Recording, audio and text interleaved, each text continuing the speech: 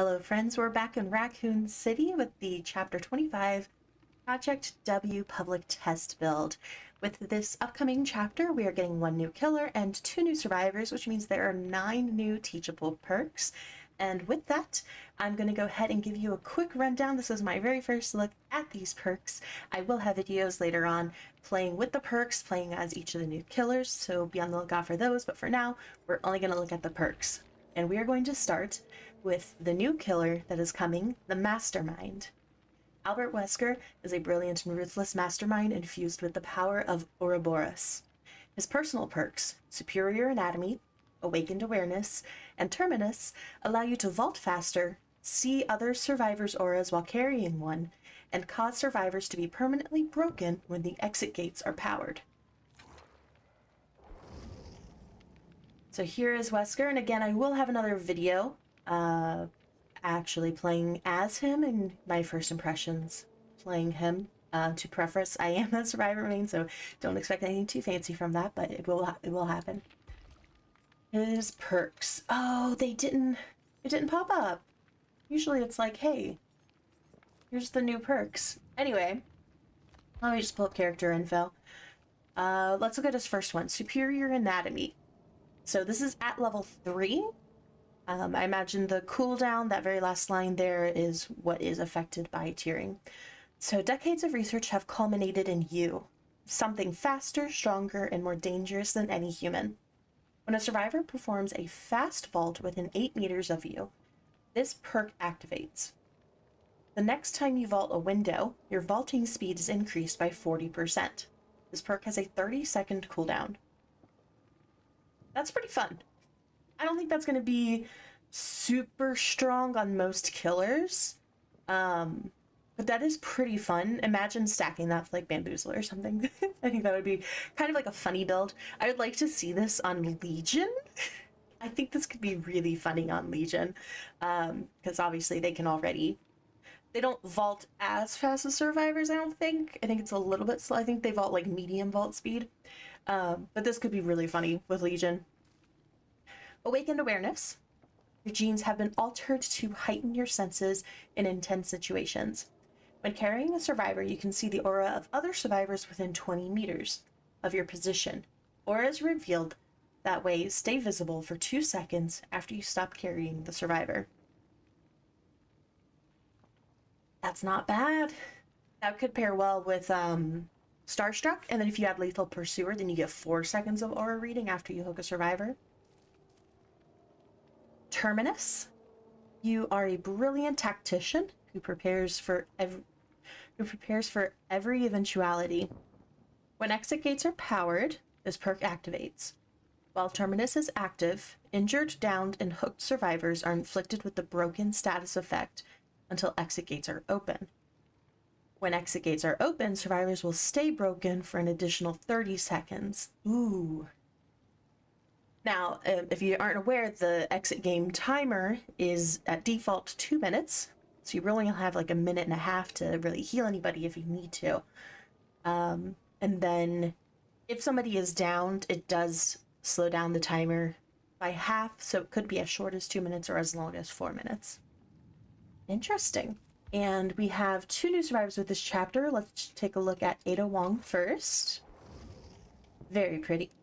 Love her. And we'll take a look at her perks. So her first perk, Wiretap. You know that the best way to stay 1 step ahead is to keep tabs on the competition. After repairing generators for a total of 33%, this perk activates. That's not long at all. That's 30 seconds on a generator. After repairing a generator for at least 3 seconds, press the active ability button 1. Are there now 2 active ability buttons? To install Wiretap, which stays active for 80 seconds. The aura of trapped generators are revealed in yellow to all survivors. When the killer enters within 14 meters of the trapped generator, the aura is revealed to all survivors. Damaging the generator destroys the Wiretap. That's interesting. And obviously you can expand the 14 meters with open-handed. I wonder if it can pair with Repressed Alliance so you can protect the generator from being kicked. Obviously it's not 80 seconds, but that's interesting. Reactive healing. The more the situation becomes compromised, the more determined you become to complete the operation. When another survivor loses a health state in a 32-meter radius around you while you are injured, instantly increase your healing progression by 35% of the missing healing progression. That was very redundant. So it's whatever's missing. So if you're just starting to heal, you'll get almost the full 35%. It'll heal about a third, a little over a third of your health. So then you'll have to do 2/3 of healing. But if you're already like 2/3 of healing, it's not going to finish you. It's only going to heal you about another third of that remaining third. So a sixth. You're only going to get like a sixth progress. And low profile. You work best alone. When it's just you and your pursuer, you know how to disappear. When you become the last survivor, this perk activates. Hide your scratch marks and pools of blood for 90 seconds. It's interesting. Not great, obviously, if you're the last survivor. I think the thing is, like, nobody ever plans to be the last survivor, right? It's something like, it happens pretty often, but I don't think people, like, go in with builds to plan it. And there's not really too many perks that are centered around being the last survivor. There's obviously Left Behind and Sole Survivor, which this could go into a Sole Survivor build. That's very interesting. I'm actually, now that we do have another perk like this, I am interested in, like, what a Sole Survivor build could look like. And let's check out Rebecca. So, better than new. You're an expert in combat medicine. Patients leave your care reinvigorated.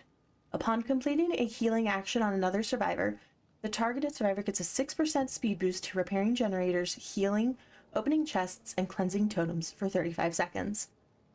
Nice. You know what? That would actually be, obviously you could do things like put leader on top of it to help with the totems, chests, and healing. But I think this would actually pair well with resilience. So if you're injured, you use your, what is it, like 6 or 9%? I forget what resilience is. But you can use your healing speed to heal them faster, and then basically give it to them for them to heal you faster. That's interesting. Your presence helps allies, reassurance. Your presence helps allies focus. I don't know that word. I'm so sorry. Assuaging the panic associated with extreme conditions. When within a 6-meter radius around a hooked survivor, use the active ability button 2 to pause their struggle progression for 30 seconds. If they are on the struggle phase, it also pauses the struggle skill checks. So you can use the, okay, so Kindred is something somebody can bring to pause their own timer if somebody comes nearby, and it's automatic. You don't have to hit anything for it, but it's only for stage 2. This is not Kindred. Kinship. Sorry. Camaraderie kinship. This is the reverse. You can basically give kinship to somebody else. It does have a cooldown of 40 seconds, so if they get tunneled, 40 seconds, I mean, even if they get tunneled, like immediately put back on the hook, you'll be able to get to them before they die. Even like Monster Shrine can't even stop that. But yeah, you can use it for both hook states. That's actually pretty nice. It's a nice little anti-camp build. You throw yourself into hyperfocus. You throw yourself entirely into your tasks and find ways to be more efficient than anyone else. After hitting a great skill check while repairing or healing, this perk gains 1 token, up to 6 tokens. Each token increases the chance of a skill check trigger by 2%.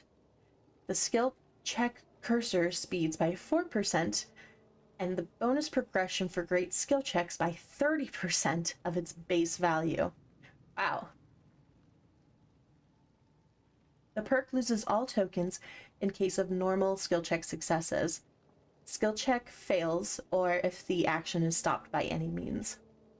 So Scourge Hook Pain Res, or somebody else letting go of a gen with Deadman's Switch, could mess you up here. I would love to see this going against Merciless Storm. I think that would be really hilarious. Seems pretty obvious to me that Detective's Hunch, or not Detective's Hunch, Stakeout, the other tap perk, is the best way to at least guarantee 4 tokens, right? Very, very interesting. I kind of like this. I kind of want to check this out as far as like a gen rush build. But yeah, those are the new perks. Something else, just because they mentioned it twice here, active ability button 1 and active ability button 2. Before this PTP, we've only ever had 1 active ability button. So I'm gonna actually check out the settings.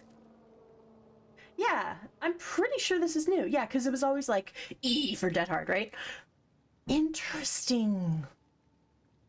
So your active ability buttons are the same.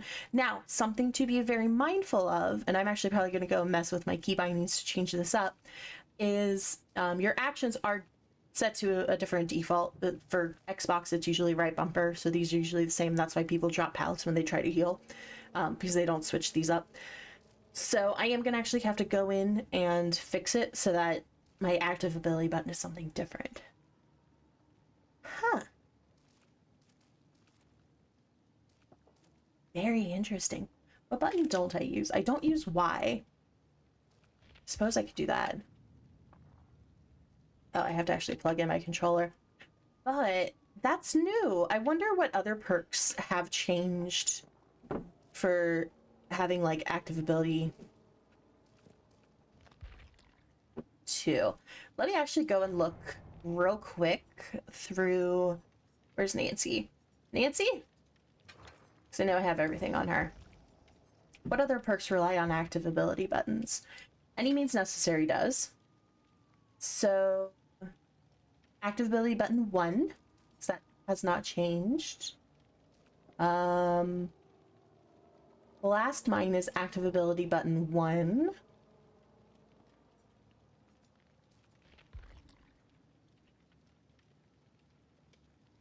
I know repressed alliance, but clairvoyance is... They haven't specified, it just says active ability.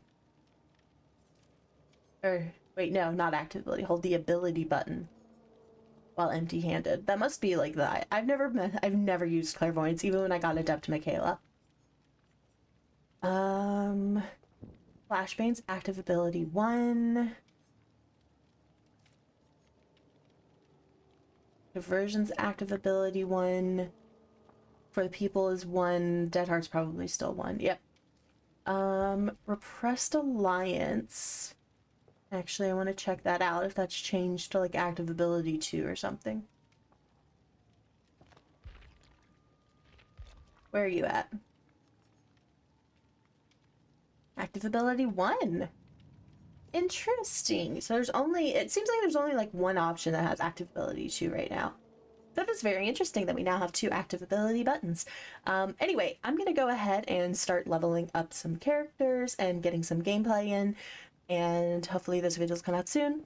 If you have any questions about the PTP, please leave them in the comments. I'll try to answer them to the best of my abilities while I still have access to this. And I hope to see you out there in the fog. Bye!